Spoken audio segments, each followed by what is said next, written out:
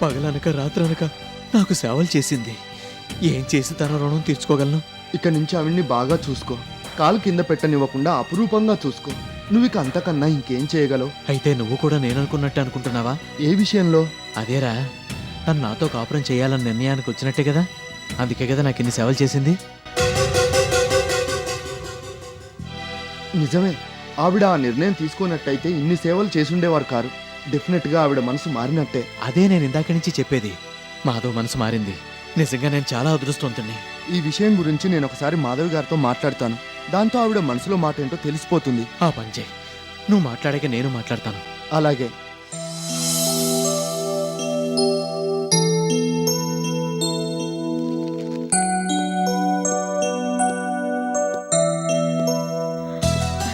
నమస్తే గిరిగారు, మీరా?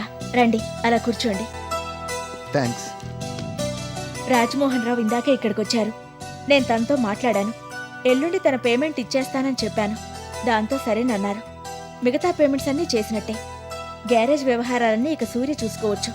తనెలాగూ 2-3 రోజుల్లో డిశ్చార్జ్ అవుతున్నాడు కదా. సూర్యతో పాటు అతని గ్యారేజ్కి కూడా మళ్ళీ ప్రాణం పోసింది మీరే. భలేవాళ్లే.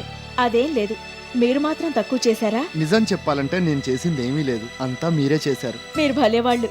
ఏం తీసుకుంటారు? కాఫీ తీసుకురానా? ఇప్పుడేం వద్దండి, మీతో ఓ విషయం మాట్లాడి వెళ్దామని వచ్చాను. చెప్పండి. ఇది గ్యారేజ్కి సంబంధించిన విషయం కాదు, పర్సనల్ మ్యాటర్.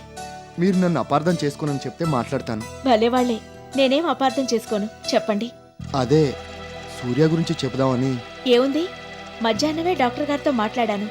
2-3 రోజుల్లో డిశ్చార్జ్ చేస్తామన్నారు. ఆ విషయం కాదు.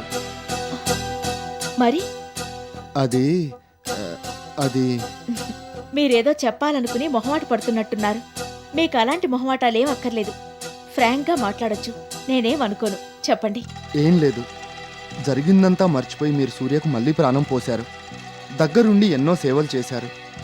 మీ ఇద్దరిని చూసినప్పుడు నాకు చాలా ముచ్చటేసేది. దాని గురించి నేను సూర్య మాట్లాడుకున్నాం కూడా. ఏం మాట్లాడుకున్నారు? ఏం లేదు, సూర్య విషయంలో మీ మనసు మారినట్టే కదా. మీరు తనతో కలిసి ఉండాలన్న నిర్ణయానికి వచ్చినట్టే కదా. అదేంటి? అందుకే కదా మీరు అన్ని సేవలు చేసింది. జరిగిందంతా మర్చిపోయారు కాబట్టే కదా సూర్యకు రక్తం ఇచ్చి మరీ ప్రాణం పోశారు. మీరు భలేవాళ్లే. ఓ స్నేహితురాలుగా నా బాధ్యత నెరవేర్చాను. నా స్థానంలో ఇంకెవరున్నా అలాగే చేసుండేవాళ్లు. అంత మాత్రం చేత నా నిర్ణయం మారిందని మీరనుకుంటే ఎలాగూ? ఆ విషయంలో నా నిర్ణయం ఎప్పటికీ మారదు. సూర్య మీద నాకెప్పుడూ కక్షా ద్వేషం లాంటివి లేవు. అతను మారి తన కాళ్ళ మీద తను నిలబడినందుకు చాలా సంతోషించాను. లోలోపల గర్వించాను కూడా.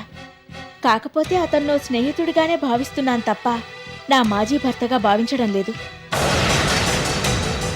రక్తదానం చేసినంత మాత్రాన నా మనసు మారిందని మీరనుకుంటే ఎలాగూ? అది మానవత్వం. నా స్థానంలో ఇంకే మనుషున్నా ఆ పని చేసుండేవాళ్లు. అందులో అనుమానం లేదు. సాటి మనిషి ఆపదలో ఉంటే మనం ఆ మాత్రం చేయకపోతే ఎలాగూ? అయితే ఇదంతా మీరు? అవును, ఓ స్నేహితురాలుగానే చేశాను. అంతకుమించి ఇంకేం లేదు. సూర్య నా భర్త కాబట్టి ఇవన్నీ చేయలేదు. అతని స్థానంలో ఇంకే స్నేహితుడున్నా నేను తప్పకుండా ఇవన్నీ చేసుండేదాన్ని. డెఫినెట్గా నాకు సూర్య మీద అభిమానం ఉంది. అతను మంచి వ్యక్తిగా తయారైనందుకు గర్వంగానూ ఉంది. That matter ends there. He's my friend, that's all. ఇదంతా జరిగినంత మాత్రాన నేను తనతో కలిసి కాపురం చేస్తానని మీరు అనుకోవద్దు. That is out of question. మీరిదంతా చేసేసరికి మీ మనసు మారిందని పాపం సూర్య అనుకున్నాడు. మీరు తనతో కలిసి ఉండటానికి నిర్ణయించుకున్నాకే ఇవన్నీ చేశారని అనుకున్నాడు. తను అనుకోవడంలో తప్పులేదు. నేను తర్వాత తనతో ఈ విషయం గురించి క్లియర్గా చెప్తాను. నేను ఈ విషయం గురించి మాట్లాడదామని వచ్చాను. మేము అనుకున్నది నిజం కాదు. మీరు స్నేహితురాలిగానే వ్యవహరించారు. అవును, ఖచ్చితంగా అంతే. నేను సూర్యతో ఈ విషయం గురించి మాట్లాడతాను. అతను డిసప్పాయింట్ అవ్వకుండా చూస్తాను. మీరంత బాధగా చూస్తుంటే నాకేదోలా ఉంది. Please change your mood. Coffee తెప్పించనా? మూడు మారుతుంది. వద్దులండి, ఈ విషయం గురించి మాట్లాడదామనే వచ్చాను. నాకు వేరే పని కూడా ఉంది. నేను ఇక బయలుదేరుతాను. అలాగే.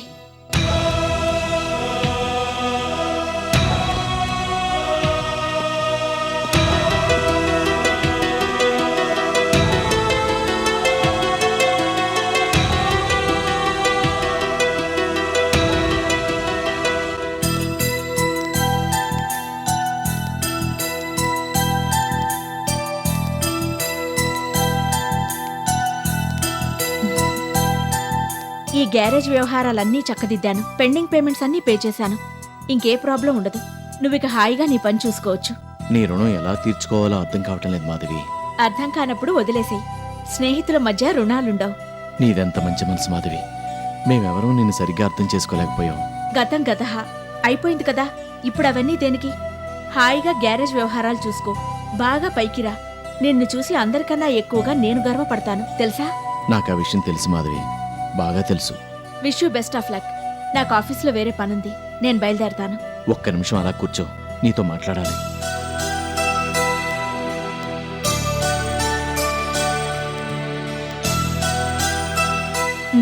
చెప్పు.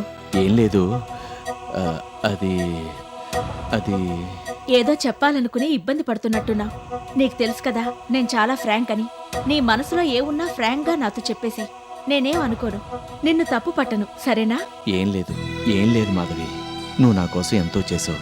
నీ రక్తం దారిపోసి నాకు ప్రాణాలు పోసావు. దగ్గరుండి ఎవరు చేయనట్టుగా సేవలు చేసావు. మా అమ్మ కూడా నాకు ఇన్ని సేవలు చేసి ఉండేది కాదు.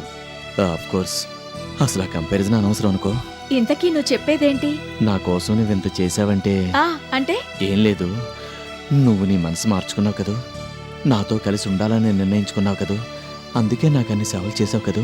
ఈ విషయం గురించి నేను గిరితో ఆల్రెడీ మాట్లాడాను. ఏం మాట్లాడావు? తను నీతో ఏం చెప్పలేదా? లేదు, నువ్వే మాధవ్ గారితో మాట్లాడని అన్నాడు, అంతే. అలాగా?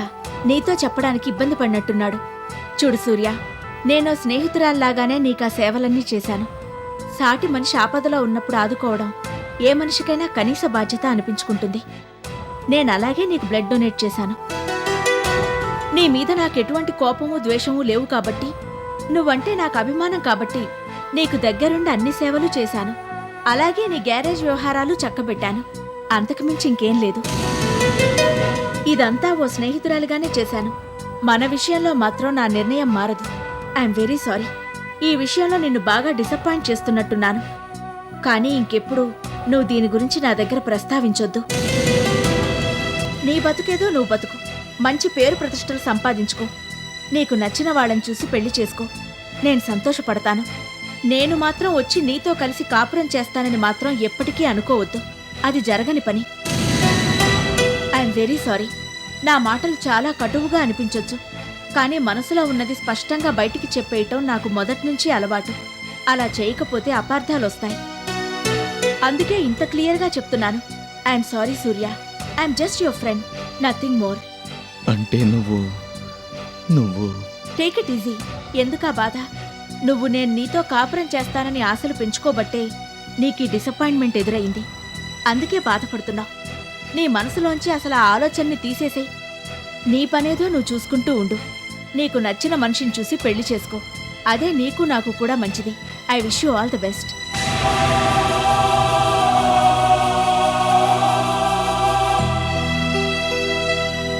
నేను ఆఫీస్కి వెళ్ళాలి. నువ్వు బాధపడొద్దు. ఈ విషయం గురించి మర్చిపో. గ్యారేజ్ వ్యవహారాల్లో పడితే నీకు నేను గుర్తురాను. బాగా బిజీ అవ్వు. బిజినెస్ని బాగా డెవలప్ చెయ్యి. నీ మీద నాకు ఆ నమ్మకం ఉంది కూడా. ఆ తర్వాత నీ మనసుకు నచ్చిన వ్యక్తిని చూసి పెళ్లి చేసుకో. మనిద్దరం విడాకులు తీసుకుందాం. ఇక నీ బతుకేదో నీది, నా బతుకేదో నాది. ఈ విషయంలో నిన్ను ఇబ్బంది పెట్టినట్టయితే సారీ. నేనే ఎక్కువగా ఆశపడ్డట్టున్నాను. ఆశపట్టంలో తప్పులేదు. కాకపోతే పరిస్థితిని బట్టి మన ఆలోచన విధానాన్ని మార్చుకోవాలి, అంతే. Anyway, take it easy. పనుల్లో పడితే నువ్వు ఈ విషయం తేలిగ్గా మర్చిపోతావులే. వెళ్ళొస్తాను.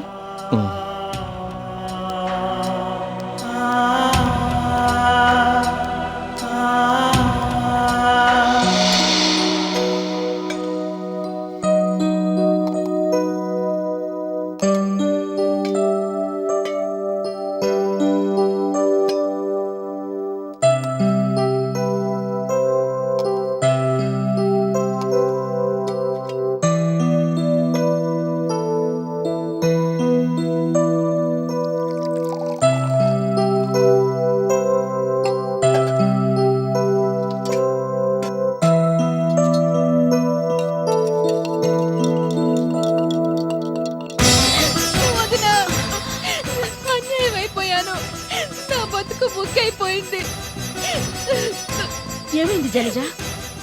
ఏముంది, నీకు నేను చేసిన అన్యాయానికి శిక్ష పడకుండా పోతుందా? నీ ఉసిరి నాకు తగిలింది. ప్లీజ్ జలజ, ఏంటిది చిన్నపిల్లలాగా? అసలేం జరిగిందో చెప్పు. మా ఆయన నన్ను వదిలేయాలనుకుంటున్నాడు. జయంతి అనే అమ్మాయిని పెళ్లి చేసుకోవాలనుకుంటున్నాడు. నీకు నేను చేసిన ద్రోహానికి ఆ దేవుడు తగిన శిక్షనే విధించాడు. Please Jalaja, control yourself. నీ మీద ఎన్నో నిందలు వేశాను. ఉన్నవి లేనివి అన్ని కల్పించి అన్నయ్యకి చెప్పాను. మీ ఇద్దరిని విడదీశాను. ఆ పాప ఊరికే పోతుందా? అందుకే దేవుడు నాకు ఈ శిక్ష వేశాడు. ఇందులో అనుమానం లేదు. నాకు తగిన శాస్త్రే జరిగింది. ఊరుకో జలజ, నువ్వు నాకు అన్యాయం చేశావని నేనెప్పుడూ అనుకోలేదు. నీ తప్పు నువ్వు తెలుసుకున్నందుకు సంతోషించాను. నువ్వు ఉద్యోగం సంపాదించి నీ కాళ్ల మీద నువ్వు నిలబడ్డప్పుడు నిన్ను చూసి ఎంతో గర్వపడ్డాను కూడా. పశ్చాత్తాపానికి మించిన ప్రాయశ్చిత్తం లేదు. నీ తప్పు నువ్వు తెలుసుకున్నావు కాబట్టి నీకా దేవుడు ఏ అన్యాయం చేయడు. నువ్వు బాధపడద్దు. ఏమో వదినా, నాకు నమ్మకం లేదు. ఆ జయంత్ ఆయన్ని పూర్తిగా మార్చేసింది. ఇప్పుడు ఆయన ఆవిడ గారు ఆడమన్నట్టల్లా ఆడుతున్నాడు. నాకు తెలిసిన దిక్కు కూడా నువ్వే. నువ్వు గుర్తుకొచ్చి వెంటనే నీ దగ్గరికి పరిగెత్తుకుంటూ వచ్చాను. నేను నీ పట్ల చాలా దారుణంగా ప్రవర్తించాను కాబట్టే నాకు శిక్ష పడింది. నీకే అన్యాయం జరగదు, సరేనా? నీ భర్తతో నువ్వు మళ్ళీ హాయిగా కాపురం చేసుకుంటావు. Don't get upset. నీకు తెలియదు వదినా, ఆవిడ గారు ఆవిడ అమ్మగారు ఇద్దరు కలిసి ఆయన్ని పూర్తిగా మార్చేశారు. ఇప్పుడు ఆయన వాళ్ళు ఆడమన్నట్టల్లా ఆడుతున్నాడు. కూర్చోమంటే కూర్చుంటున్నాడు, నుంచోమంటే నుంచుంటున్నాడు. అసలు ఆ జయంతి ఏం మత్తు మందు చల్లిందో అర్థం కావడం లేదు. ఇప్పుడు ఆయన నా మొహం చూస్తేనే చిరాకు పడుతున్నాడు. నేను కనిపిస్తే చాలు మండి పడుతున్నాడు. ఏం చేయాలో ఏంటో అర్థం కావడం లేదు. ఎన్నాళ్ళ నుంచి జరుగుతోంది ఇలా? ఓ 4 రోజుల నుంచి ఇదే తంతు. నేను ఇప్పుడు అమ్మ దగ్గరకు వచ్చి ఉంటున్నాను. మొన్న ఒకసారి ఆయనతో మాట్లాడదామని అక్కడికి వెళ్ళాను. అసలు నన్ను లోపలికి కూడా రానివ్వలేదా రాక్షసి. బయట నుంచి బయట పంపించేసింది. తన ఇష్టం వచ్చినట్టు మాట్లాడింది. ఇదంతా నా కర్మ. ఊరుకో, బాధపడద్దు. ఏమీ కాదు. మీ ఆయన తన తప్పుని తప్పకుండా తెలుసుకుంటాడు. నీకు సారీ కూడా చెప్తాడు. నాకు ఆ నమ్మకం ఉంది. ఏమో వదినా, నాకు మాత్రం ఆ నమ్మకం లేదు. అసలెవరి జయంతి? నాకు సరిగ్గా తెలియదు వదినా. ఆఫీస్ లో పరిచయం అయిందంట. అక్కడ జాయిన్ అయిన 4 రోజులకే ఆయన్ని బుట్టలో పడేసింది. ఓ రోజు వాళ్ళ అమ్మతో కలిసి మా ఇంటికి వచ్చింది. నన్ను నానా మాట్లాడి మా ఇంట్లోంచి గెట్టేసింది. ఇక నుంచి ఇల్లు నాది అని చెప్పేసింది. నాకు మతి పోయింది. ఆయన రాగానే మాట్లాడదాం అనుకున్నాను. ఇంతలో ఆయనే వచ్చాడు. వాళ్ళని తిట్టి పంపించేకపోగా వాళ్ళకే మంత పాడాడు. నన్ను సూట్ కేసు సర్దుకొని పుట్టింటికి వెళ్ళి పొమ్మన్నాడు. అంతా క్షణాల్లో జరిగిపోయింది. నువ్వేం బాధపడద్దు. నేను ఆఫీస్కి ఓ 1 వారం రోజులు లీవ్ పెట్టి మీ ఊరొస్తాను. నీ సమస్యని తప్పకుండా పరిష్కరిస్తాను. మీ ఆయన తప్పకుండా తన మనసు మార్చుకుంటాడన్న నమ్మకం నాకుంది. నువ్వు ధైర్యంగా ఉండు. నువ్వెంత మంచిదాని వదినా. నేను నీకు చేసిన అన్యాయాలన్నీ మర్చిపోయి ఇలా మాట్లాడుతున్నావు. నువ్వు నిజంగా దేవతవి. సరేలే, నువ్వు కొంచెం సేపు అలా కూర్చుని రిలాక్స్ అవ్వు. నీకు కూడా కాఫీ కలుపుకొస్తాను.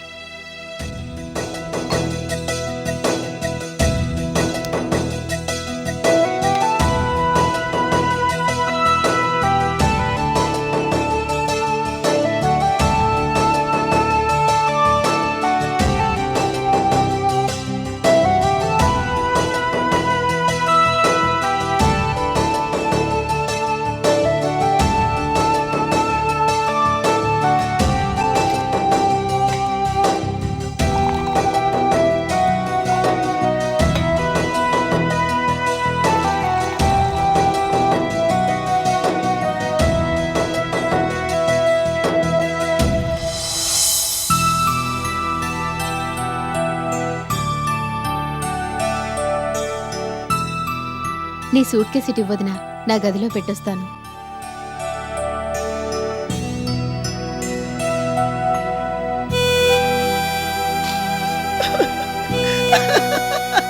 వచ్చావా? నాకు తెలుసు నువ్వు వస్తావని. నువ్వు దేవతవి, గాడిస్వి మేము నీకు చేసిన అన్యాయాన్ని మర్చిపోయి మాకు సహాయపడటానికి వచ్చావు. నా సంగతి ఏమో తెలియదు గాని నువ్వు తప్పకుండా స్వర్గానికి వెళ్తావు, అందులో అనుమానం లేదు.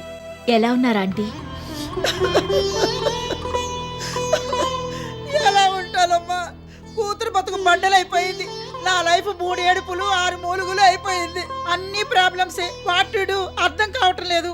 ఆ మొదలష్టపతి ఏం మ్యాజిక్ చేస్తుందో ఏమో గాని జలజ బతుకుతో ఫుట్బాల్ ఆడుకుంది. ఇంకా నువ్వు తప్ప మాకు దిక్కెవరున్నారు? Who is there? ఆయన హాయిగా చచ్చి స్వర్గంలో కూర్చున్నాడు. రోజు 3 ఆటలు, డాన్సుల మీద డాన్సులు చూడటమే పని. నేనేమో భూమి మీద ఇలా రోజుకో నరకం అనిపిస్తున్నాను. ఇదంతా రాక్షస మూలంగానే మా బతుకులు ఫుట్పాత్ పాలు చేసింది.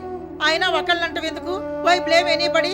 మేము చేసిన పాపానికి తగిన శిక్షనే అనిపిస్తున్నాం. బంగారం లాంటి మనిషివి, నీ మీద లేనిపోని నిందలన్నీ వేశాం. నిన్ను అబ్బాయిని అన్యాయంగా విడదీశాం. మా స్వార్థం కోసం నిన్నో పావులా వాడుకున్నాం. అతి నీచంగా ప్రవర్తించాం. అందుకే గాడు మమ్మల్ని ఇలా పనిష్ చేశాడు. బాధపడకండి ఆంటీ, అయ్యిందేదో అయ్యింది. మీ తప్పు మీరు తెలుసుకున్నారు కదా, అది చాలు. పదే పదే గతం తలుచుకుని బాధపడకండి. జరగాల్సిన దాని గురించి ఆలోచించండి. ఇంకా ఆలోచించడానికి ఏముంది నా బొంద? ఆ రాక్షసి వాళ్ళమ్మ అన్నిటికీ తెగించేశారమ్మా, అన్నింటికీ తెగించేశారు. ఇంకా మనం ఇప్పుడేం చేయలేం. ఆ చేతగాని హస్బెండ్ లాగా చేతులు ఊపుకుంటూ కూర్చోడం తప్ప. ఆ రాక్షసి మొదలందు చూసావు? ఆవిడ గారిది ఒట్టు గొరిల్లా బుద్ధే. చూడటానికేమో అచ్చు చింపాంజీలాగా ఉంటుంది, కూతురేమో కొండముచ్చు. వాట్ అగ్గి పేసెస్, చిచ్చి. అసలు వాళ్ళ మదర్ మాట్లాడితే డాంకీ మాట్లాడినట్టే ఉంటుంది తెలుసా? సర్లేండి ఆంటీ, వాళ్ళు ఎలా ఉంటే మనకెందుకు? మన సమస్య పరిష్కారం కావాలి అంతే. ఎలా పరిష్కారం అవుతుందమ్మా? వాళ్ళన్నింటికీ తెగించేశారు. అసలు ఆ ఇల్లు వాళ్ళదేనంట. అక్కడ జలజ వెళ్ళటానికే వీల్లేదంట. కంట్రీ బ్రూట్స్ ఇష్టం వచ్చినట్టు మాట్లాడారు. అసలు ఆ గొరిల్లాది నా కంటపడా చెప్తాను, గొంతు బిసికి చంపేస్తాను. ఆ తర్వాత నేను జైలుకి వెళ్ళినా పర్వాలేదు. ఎందుకంటే నన్ను వాళ్ళ తర్వాత ఉరిదీసినా నేను తిన్నగా స్వర్గానికి పోతాను. హాయిగా మా ఆయనతో కూర్చొని రోజు 3 ఆటలు డాన్సులు చూసుకుంటాను. నాకే భయమూ లేదు. The 30 which damn full gorilla monster. ఊరుకోండి ఆంటీ, ఆవేశపడకండి. వాళ్ళ సంగతి నేను చూసుకుంటాను కదా. ఆ ఆశతోనే నిన్ను ఇక్కడ రప్పించానమ్మా. ఏమన్నా చేయగలిగితే నువ్వే చేయాలి. వాళ్ళన్నింటికి తెగించేశారు. మా అల్లుండి పప్పెట్ చేసేశారు. వాళ్ళు సిడౌన్ అంటే కూర్చుంటున్నాడు, స్టాండప్ అంటే నించుంటున్నాడు. ఇంకా మన మాట ఏం వింటాడు? Too late. అంతా అయిపోయిందమ్మా, అంతా అయిపోయింది. వాళ్ళు అన్నింటికి తెగించేశారు. మీరు బాధపడకండి ఆంటీ, నేను చూసుకుంటాను కదా.